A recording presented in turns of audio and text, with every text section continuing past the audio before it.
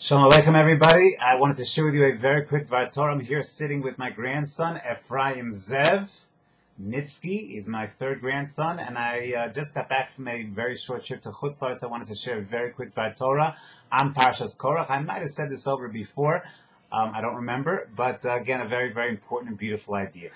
We read in this week's Parshas about the attack that Korach has against Moshe Rabbeinu, and Rashi brings in the beginning of the Parsha, and it's also a medrash, that Korach's attack, he used certain halachos to go ahead and attack Moshe Rabbeinu, to argue that the Torah really doesn't make any sense. For example, we know there's halacha to put tcheles on one's tzitzis. So we wanted to know what's the din if you have a beged that is kulo tcheles. The beged is entirely made of tcheles. It's made of a tcheles material. It's tcheles in color.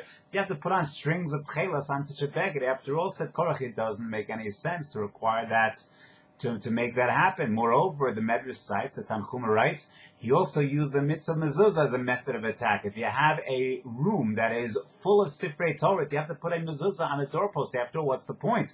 A couple of parshas in the mezuzah are there to protect a room that's empty of sifrei Torah. If you have a room that's full of sifrei Torah, so then what indeed is the need to go ahead and have a mezuzah? The sifrei Torah there are going to provide the protection. Why is a mezuzah necessary? This was the prongs of attack that Korach did, that waged against Moshe, arguing that halacha cannot go ahead. Obviously, you shouldn't require tcheles on such a beged of kulo tcheles, and you shouldn't require a mezuzah on a room that is full of sifrei Torah. So Moshe responds, incorrect. You have to put tcheles on. You have to put a mezuzah on.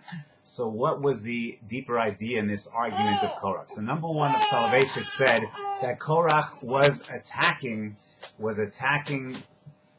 Moshe and was attacking really the halachic process. He was applying what Rav Soloveitchik describes as the common sense rebellion. He says on a common sense level, you have to look at Torah on a common sense level, on a basic logical level. If you take a look at it on a basic logical level, you apply simplistic, lay type of common sense. He says, it doesn't really make sense to put a string of tcheles when you have a beged of tchulo tcheles. Does it make sense to put a mezuzah on a doorpost when the whole room is sifrei Torah?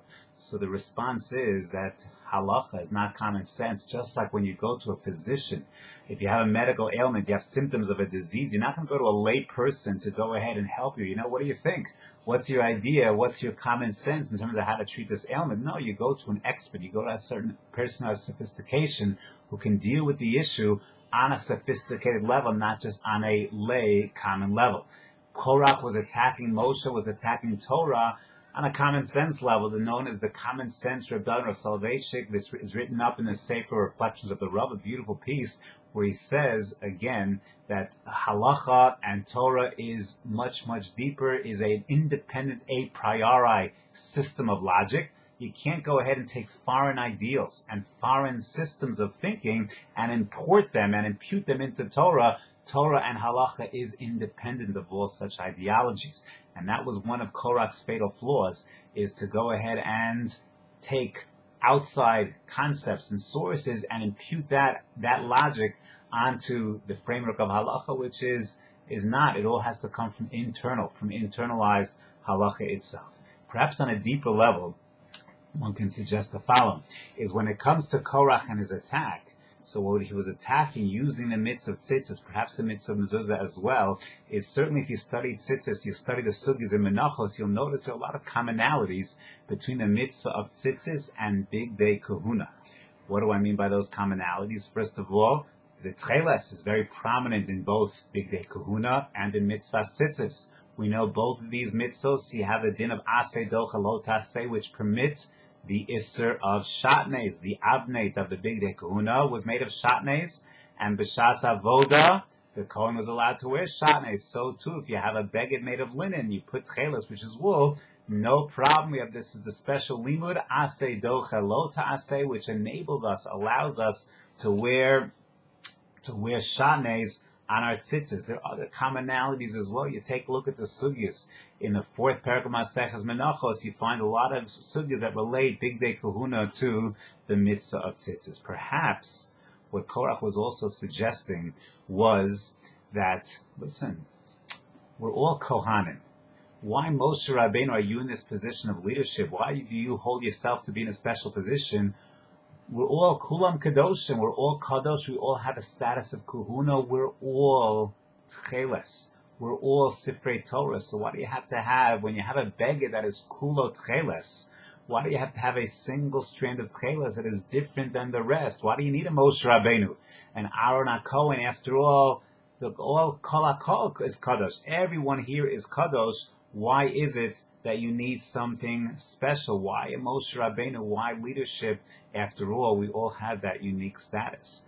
And once again, a tragic mistake that Korach makes, and the mistake is to understand that yes, not everyone is the same. There is a need for Rabbanim, there's a need for Kohanim, there's a need for people that have a special expertise, even if, and he's right, the whole nation is kadosh, kulam kadoshim, but you still need those those leaders that have a deeper insight, as we said, into the halachic process, into the Torah HaKadosha, and this is what Korach missed. Indeed, there's a very, very beautiful chazal that tells us that On ben Peles was also in the mix of Korach, and On ben Peles did not slip up, whereas Korach did. And the difference between the two, Chazal tell us, the Gemara Masechet Sanhedrin, was the wives, was the nashim that were in the picture.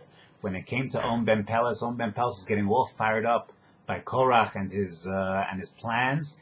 And his wife told him, "What are you doing? You're making a big mistake. What? You're siding with the wrong team." And On ben Peles was very into it. She got him drunk. He slept off the rebellion, if you will, and he survived. He wasn't killed amongst the 250 man Ada of Korach. Korach's wife, on the other hand, spurred him on, encouraged him, said, "No, you're just like Moshe." She spurred on and inspired his rebellion in a lot of ways. This is what the Netziv writes in the Pasuk, Ezer Kenegdo. A good wife can be either an Ezer, support and build a person up, and when he's slipping, the husband is slipping, and sometimes husbands slip, the woman can be there as an Ezer to pick him up, to help him out, to give him a sense of clarity on what life is really all about, what's important and what's not important, who he should be aligning himself with, who not.